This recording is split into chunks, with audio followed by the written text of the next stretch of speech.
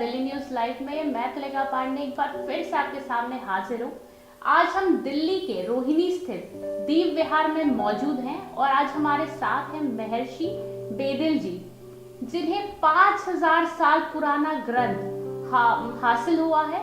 ये ग्रंथ महाराज अग्रसेन जी का है और आपकी जानकारी के लिए हम ये भी बता दें कि इन्होंने इस ग्रंथ को 29 वर्ष तक इस पे पढ़ाई की, इस पे अलग अलग रिसर्च किया, जिसके बाद उन्होंने इसे 14 भाषाओं में, 14 लिपि में, अगर मैं गलत नहीं बोल रही हूँ तो 14 लिपि में इन्होंने इसे कन्वर्ट किया है और इनका रिसर्च अभी भी जारी है और ये लगातार इस पे काम कर रहे हैं।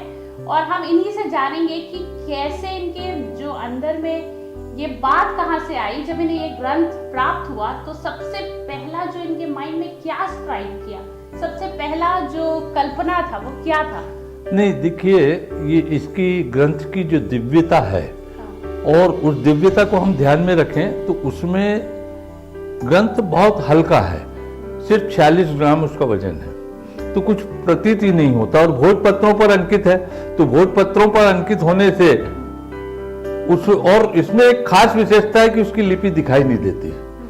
तो जब पानी उस पर जल अभिषेक करते हैं तो लिपि दिखाई देती है। कालांतर में उसके बारे में महालक्ष्मी की कृपा से वो आभास हुआ और उसको लिपि को पढ़कर दिव्य चेतना प्राप्त हुई।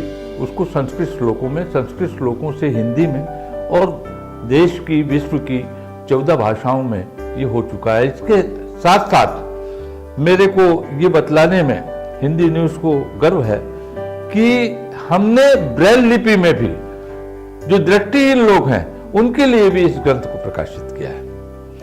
तो ये चेतना जो विश्व के मानव मात्र के लिए उपयोगी है, जिसकी प्रशस्ति विश्व के सारे मनीषियों ने, संस्कृत विद्वानों ने, यूनिवर्सिटीज के चांसलरों ने, शंकराचार्यों ने की है, कि लोक कल्याण का एक ऐसा आवश्यकता है विश्व के लिए आज कि जिसके लिए हर व्यक्ति को कैसे आनंदमय जीवन जीना, इसकी कला कोई सिखला सकता हो। ये सिर्फ पौराणिक ही नहीं है, पौराणिक तो है ही, प्रासंगिक भी। तो पौराणिक होना, प्रमाणित होना और प्रासंगिक होना ये अपने आप में महत्वपूर्ण है। आज विश्व अशांत है, चारों ओर लोग अपने जीवन से त्राही त्राही मांग कर रहे हैं। ये वही परिस्थितियां हैं जो महाभारत के काल में थी और उस समय विक्षिप्त मानवता को, मानव मात्र को के लिए, कल्याण के लिए भगवान श्री अग्रसेन ने जन्म लिया एक मानव के रूप में। और मानव ने वो कार्य किए कि जिसके कारण 5000 वर्ष बाद भी एक छोटे से राज्य के राजा, अग्रसेन जी कोई बहुत बड़े राजा नहीं थे, एक छोटे से राज्य के, उस समय 536 ऐसे राज्य थे, उस छोटे से राज्य के राजा को 5000 वर्ष बाद भी आज लोग श्रद्धा से महाराजा कहते हैं। कितने ही सम्राट हुए, उनके हम नाम नहीं जानते। तो नाम कब जानते हैं हम? जब उन्होंने कुछ कार्य किया और उन्होंने ऐसे कार्य किए हैं, दिव्यता के कार्य किए हैं, मानवता के कार्य किए हैं कि जो हमारे जीवन को आनंदमय बना सकता है। जैसे जनरली हर व्यक्ति जानता है उनका 1 रुपये 1 ईंट का सिद्धांत क्या था, कि हम जो अंतिम व्यक्ति है, जो हारा, थका, गिरा, भाग्य से परेशान हो गया है, उस व्यक्ति को वो मांगने किसी के पास नहीं जाता था। उसके पास लोग जाकर भेंट स्वरूप 1 रुपए और 1 ईंट, रुपए का मतलब समझ लीजिए कि सोने की मुद्रा चलती थी। यदि उसका कैलकुलेशन करेंगे तो कितना अरबपति, करोड़पति, अरबपति बन जाता व्यक्ति जो जमीन पे आ चुका है। ये सोच, ये विचार अग्रसेन जी क्यों पूज्य नहीं हुए? उन्होंने क्षत्रिय कुल में जन्म लिया था। भगवान अग्रसेन जो है वो श्री राम के वंशज थे, क्षत्रिय थे। महाभारत युद्ध लड़ा उन्होंने बाल्यावस्था में। उसके बावजूद जब उन्होंने वंशकर यज्ञ किया और यज्ञों में पशु बलि दी जाती थी, उसके विरोध में एक क्रांति दूत के तरह से वो खड़े हो गए और ऋषियों के सामने प्रश्न खड़ा कर दिया कि वृक्षान छित्वा पशून हत्वा कर्दम रुधिर कर्दमम यद्देवम गम्यते स्वर्गे नरके केन गम्यते। यदि रक्तिम कर्म करने वाले, बलि कर्म करने वाले, भ्रूण हत्या करने वाले, पशु बलि देने वाले ये लोग यदि स्वर्ग जाएंगे तो फिर नरक में कौन जाएगा? मुझे नहीं चाहिए ऐसा स्वर्ग। और इसलिए उन्होंने अपने क्षत्रिय धर्म का परित्याग करके वैश्य वर्ण अपना लिया। उन्होंने शैव होकर वैष्णव होकर शैव कन्या से, नाग कन्या से विवाह किया। आपने बताया कि जब आपने इस ग्रंथ का प्राप्ति किया तो वो दिख नहीं रहा था, पानी में जब जाता है तभी लिपि नजर आता है। तो जब आपको ये किताब मिला, जब ये ग्रंथ मिला, तो कैसे प्रतीत हुआ कि ये अद्भुत है? देखिए, अद्भुतता का तो एहसास उस ग्रंथ की दिव्यता से है। जब वो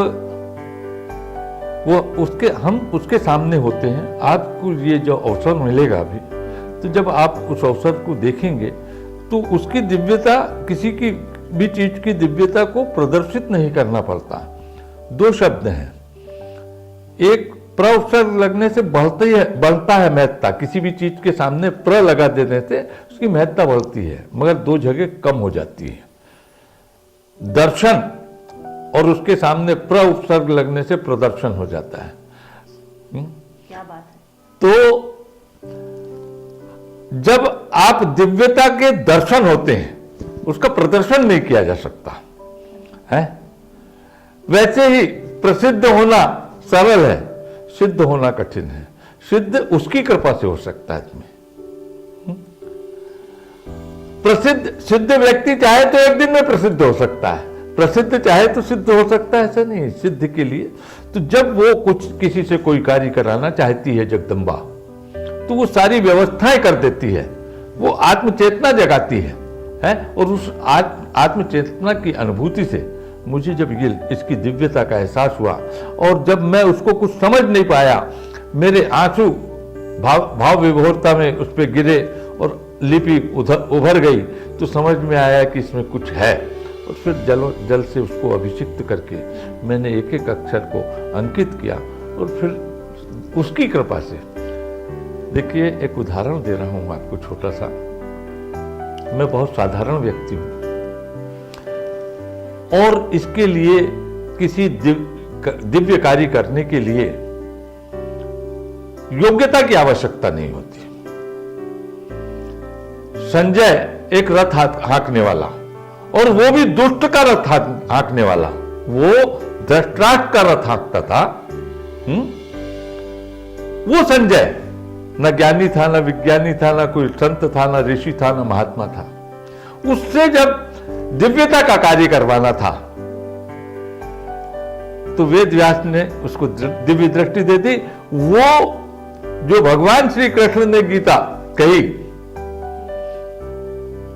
उसका भी वक्ता और दृष्टा दोनों संजय कहे जाने लगे। हम जब गीता का पाठ करते हैं तो कहते हैं संजय वाच।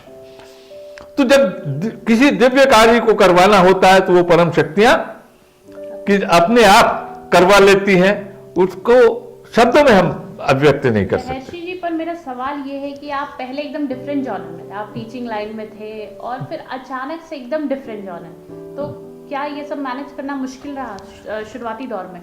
नहीं, कुछ नहीं। देखिए, मैं कवि होने के नाते विद्रोही कवि कहा जाता था, और मैंने सरकार के खिलाफ बहुत लिखा। खून का घूंट मेरा प्रचलित खंड काव्य था उस टाइम, और काव्य ग्रंथ थे।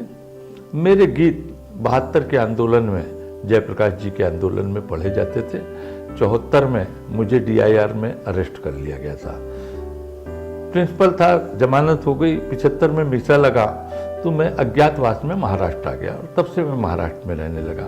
पैतृक व्यवसाय हमारा सोने चांदी का, तो व्यवसाय लेके बैठ गया। कोई ऐसी बात नहीं है। मैं अपनी योग्यता के कारण कॉलेज का प्रिंसिपल था, मैं किसी रिकमेंडेशन के कारण नहीं था।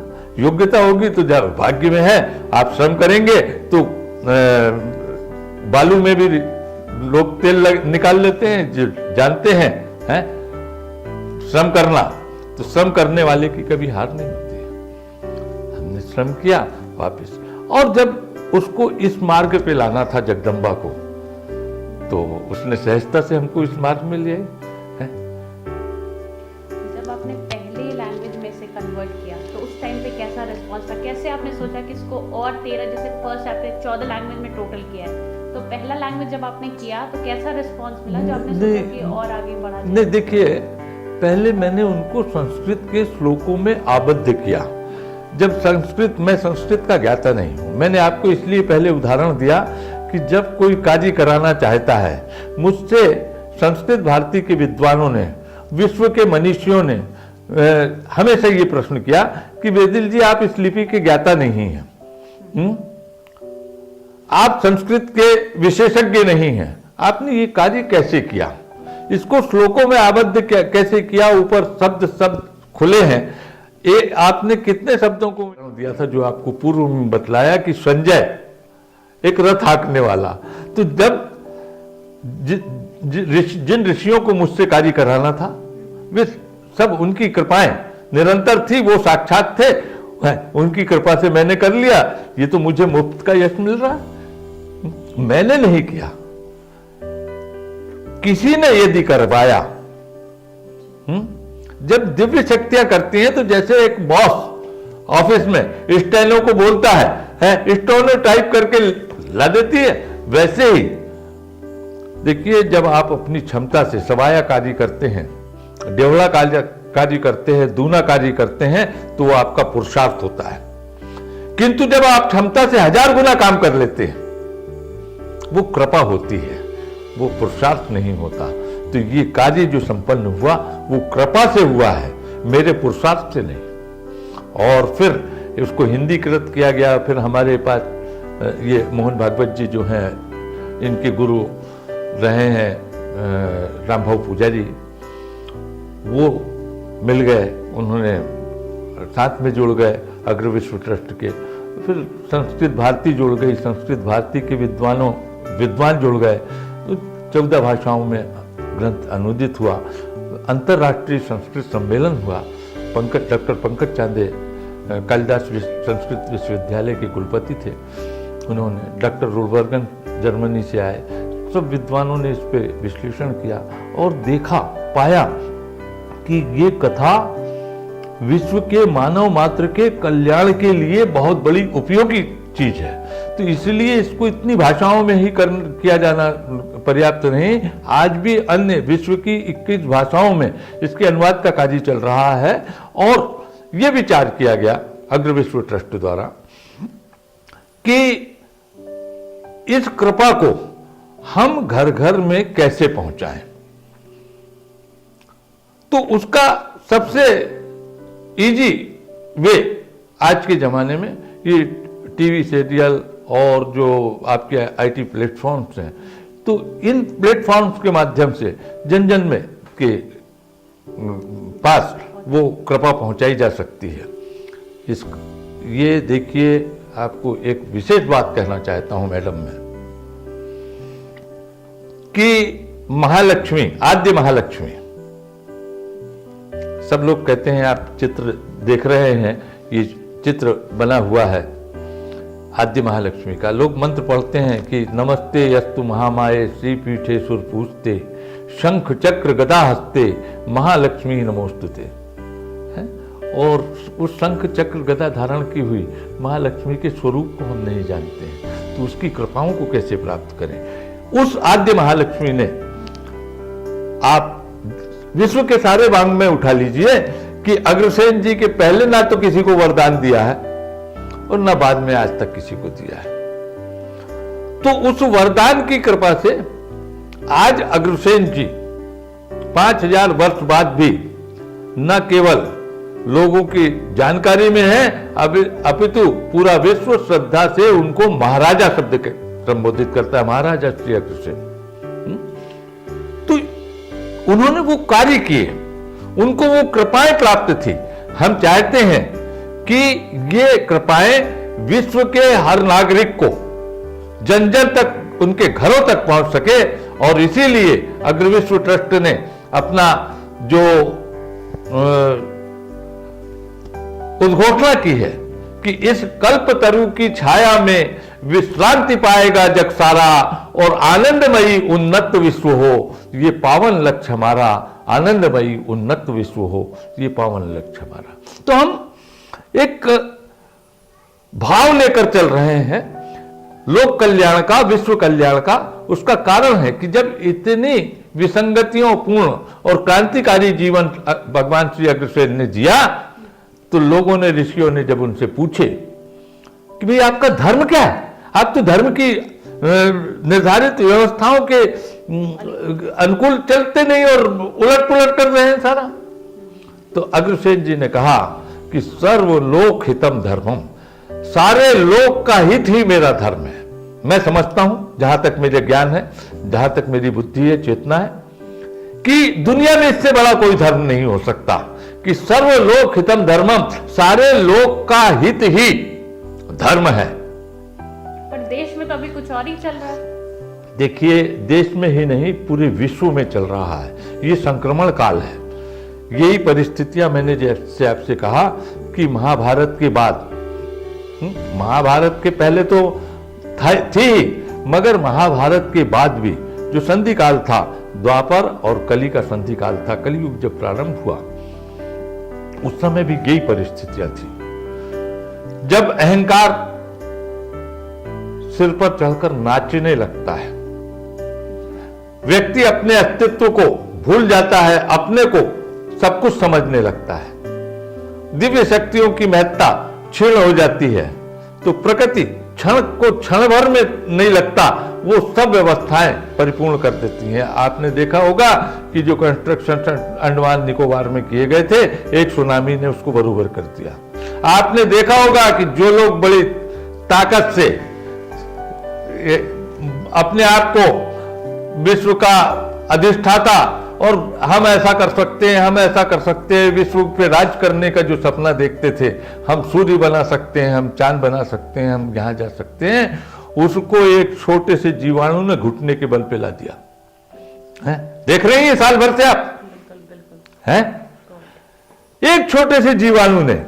तो तुम्हारा अस्तित्व क्या है, तुम्हारा ज्ञान क्या है, तुम्हारा विज्ञान क्या है?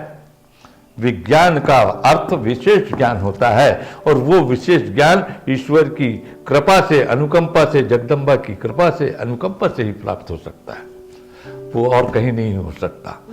आज उन परिस्थितियों को, वही जो परिस्थितियां हैं, उन परिस्थितियों में हम जी रहे हैं। उस समय भगवान श्री अग्रसेन ने धर्म की पुनर्स्थापना कर मानव मात्र का कल्याण के लिए जो कार्य किया था, इसीलिए 5000 वर्ष बाद भी आज वो जीवंत है।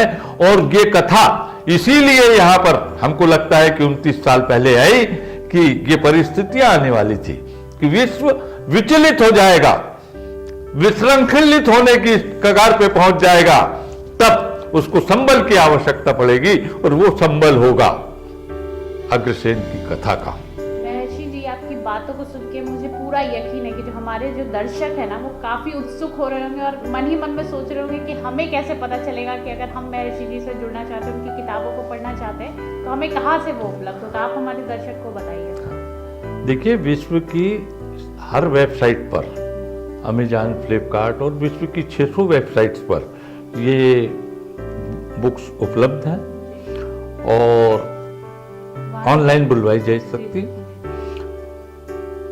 हमसे इस कथा के बारे में जानकारी जिन्हें चाहिए तो YouTube चैनल पर, अग्रविश्व का चैनल है YouTube चैनल, वहाँ पर जाकर इस कथा को पूरा सुना जा सकता है। फेसबुक में अग्रविश्व फिल्म्स के नाम से फेसबुक पेज है, और भी IT के ये जो क्षेत्र हैं, इनमें सब में व्यापक तैयारी की जा रही है, और यथाशीघ्र हम टीवी चैनल और OTT प्लेटफॉर्म पे ये कथा लाएंगे, ताकि लोगों के घरों तक, उनके मस्तिष्क तक, उनके मनों तक वो पहुंच सके, और न केवल पहुंच सके, उतर सके, और उतर कर उनके जीवन को परिवर्तित कर सके। तो ये सभी जगह उपलब्ध है और स्वागत है। जो जुड़ना चाहते हैं वो इस कार्य में सहभागी हो सकते हैं। आपने अभी तक 29 वर्ष दे दिया है इस कार्य को इतना आगे बढ़ाने के लिए, और आगे के क्या प्लान्स हैं आपके? देखिए, ये हम करने वाले कौन? हमारे पास जीवन है, ये है, तब तक हम करेंगे, और हम नहीं रहेंगे, ये शरीर नहीं रहेगा, तो कोई ना कोई करने वाले सब उसने अपॉइंट कर रखे होंगे, जिसने काजी सौंपा मुझे। यदि जगदम्बा मुझे 7 जीवन भी इस कार्य के लिए दे, तो मैं चाहूँगा कि मैं इस कार्य में जुटा रहूँ। ये मेरा सौभाग्य है, और सबसे चाहता हूँ कि उस परम पद को प्राप्त करने के इस पथ पर आप अग्रसित हों। यह अवसर है हमें चिंतन का, मनन का, जीवन के परिवर्तन का ये अवसर मिला है, और इस अवसर का हमको लाभ उठाना चाहिए। आपने इसी को और बढ़ावा देने के लिए, इस कार्य को और आगे बढ़ाने के लिए आपने एक छोटा सा प्रोग्राम भी रखा है 30 तारीख को, तो उसमें बेसिकली क्या होने वाला है? नहीं, देखिए, ये हमसे लोगों ने कहा कि सीरियल बनाना है, बॉम्बे में बना रहे थे, तो यहाँ के साथियों ने सबने प्रेशराइज किया कि गुरुजी आप यहाँ पे दिल्ली में कीजिए, अग्रोहा का विकास भी आपको करना है, उसमें ऊर्जा जीवंत करना है, तो ठीक है। हमने यहाँ किया। तो यहाँ पे ये स्टूडियो सबसे पहले कि कार्य सुचारू चल सके, इसीलिए स्वयं अग्र विश्व ट्रस्ट ने स्टूडियो का निर्माण करवाया और सारी फैसिलिटीज यहाँ पे क्रिएट करके, तो ये लोगों के आगे भी लोगों के लिए काम आएगा। तो ये प्रोजेक्ट के कार्य के लिए, और 30 तारीख को हम स्टूडियो का ओपनिंग के साथ ये घोषणा करेंगे, शंखनाद करेंगे, जिसको अपन लोग टेक्निकल भाषा में क्लैप चार्ट कहते हैं आप लोग, तो क्लैप चार्ट होगा, उस दिन उद्घोषणा हो जाएगी, कार्य का शुभारंभ हो जाएगा। और हम कुछ लोगों की नियुक्तियां हो चुकी हैं, और कुछ जो कास्टिंग्स हैं उनकी नियुक्ति करनी है, वो जनवरी माह में करके 16 फरवरी से हम इसको बनाना चालू, प्रोजेक्ट पूरी तरह से फ्लोर पे आ जाएगा, शूटिंग चालू हो जाएगी। तो सारा कार्यक्रम निर्धारित है, और इसमें विशेष बात यह है कि मुंबई की श्रेष्ठ कलाकारों के साथ ही हम दिल्ली की अपॉर्चुनिटीज को, दिल्ली के सक्षम लोगों को इसमें पूरा अवसर प्रदान करेंगे। तो हाँ, मतलब यहाँ कोई अगर है जिसे इंटरेस्ट है किसी कल्चरल उसमें एक्टिंग करने का या कुछ भी, तो वो जुड़ सकते हैं। हाँ, वो जुड़ सकते हैं। उनके लिए agrivishwatelefilms.com साइट है, साइट में वो अपना फॉर्म वगैरह जो भी हैं, ऑडिशन के फॉर्म हैं, ये हैं, वो भर के, और बाकी चीज़ तो टेक्निकल लोग बतलाएंगे तो टेक्निकल जानकारी। लेकिन ये बताइए कि हमारे दर्शक तक कब तक पहुंचेगा, क्योंकि दर्शक तक सबसे ज्यादा उत्सुक तो वही होंगे। दर्शक तक हमारा लक्ष्य है 2021 में आपको दिखना चालू हो जाएगा, चैनलों पर भी, OTT प्लेटफॉर्म पे भी। 2021 इसके लिए 20 गया, 20 ने लोगों को विचलित कर दिया, चिंतित करने। अब देखिए, एक बात कहना चाहता हूं कि अंधकार के गर्भ में ही प्रकाश का जन्म होता है। अब अंधकार का गर्भ में प्रकाश का जन्म हो रहा है, और इसलिए 21 में सर्वत्र प्रकाशित दिखाई देगा, और ये विश्व के नवनिर्माण का सहायक होगा। ये जब OTT और फिल्म्स या फिर YouTube चैनल्स या जहाँ तक भी इसका रीच पहुँचेगा, लोगों को क्या संदेश देना चाहेंगे आप? देखिए, हम अपने जीवन को समझें कि हम कौन हैं, हम यहाँ क्यों आए हैं। कोई भी व्यक्ति, मैं आया हूँ तो मेरे लिए जीवन के उद्देश्य निर्धारित हैं। आप आई हैं तो आपके लिए जीवन के लक्ष्यहीन जीवन मरुभूमि के समान है। तो हमारे जीवन का लक्ष्य क्या है? हमें ये आज तक गलत सलत बतला दिया गया है। लोगों ने कहा कि ये इहलोक है, और जब मर जाते तो उसको लिखते हैं कि ये परलोक है वासी, ये परलोक गमन करती हैं। ऐसा होता नहीं, वो परलोक नहीं हो सकता और ये इहलोक नहीं हो सकता। जहां से हम आए हैं, आप जहां से आई हैं, ये जहां पे आप कर्म भूमि में जहां और वापस आपने जहां जाएंगे वो आपका स्वधाम होगा, घर होगा जिसको आप कहते हैं। तो हम जहां से आए हैं, जहां वापस जाएंगे वो हमारा घर है, हमारा स्वधाम है। ये हमारी कर्म भूमि है जहां हम आए हैं। यहां बोर्ड लगा हुआ है मृत्यु लोक। यहां कोई स्थायी नहीं रहा, चाहे राम आए हो, चाहे कृष्ण आए हो, कोई भी स्वरूप में आए हो, कोई स्थायी नहीं रह सकता। ये मृत्यु लोक, ये कर्म भूमि है। और ये बात लोगों को समझ में जिस दिन आ जाएगी कि ये कर्म भूमि है और हम अपने घर में हमको वापस जाना है, तो घर जाना है तो कुछ कमा के ले जाना है, और वहां कमा के ले जाना है मैंने वहां चलने वाली मुद्रा में। यदि आज मेरे को अमेरिका जाना है तो डॉलर में कमाना या कन्वर्ट करना पड़ेगा। तो वैसे ही यदि मेरे को जब अपने स्वधाम में जाना है तो वहां चलने वाली मुद्रा में को मैं यहां पे कमाऊं या कन्वर्ट करूं, ये अवसर है आदमी को समझने के लिए। और हम चाहते हैं कि विश्व का जनमानस यदि इस बात को समझ पाया कि वो उसके आने का जीवन लेकर, मानव जीवन लेकर यहां आने का उद्देश्य क्या है, तो आगे की बात उसको समझाने की आवश्यकता नहीं, वो रास्ता अपना स्वयं तय कर लेगा। यदि ये सीरियल को देखेगा तो रास्ता उसको जीवन का स्वयं मिल जाएगा। तो ये थे हमारे साथ महर्षि बेदी जी, जिन्होंने हमें बताया कि कर्म ही सबसे बड़ा धर्म है, क्योंकि वही एकमात्र चीज है जो लेकर हम स्वधाम जाते हैं। दिल्ली न्यूज़ लाइव की रिपोर्ट।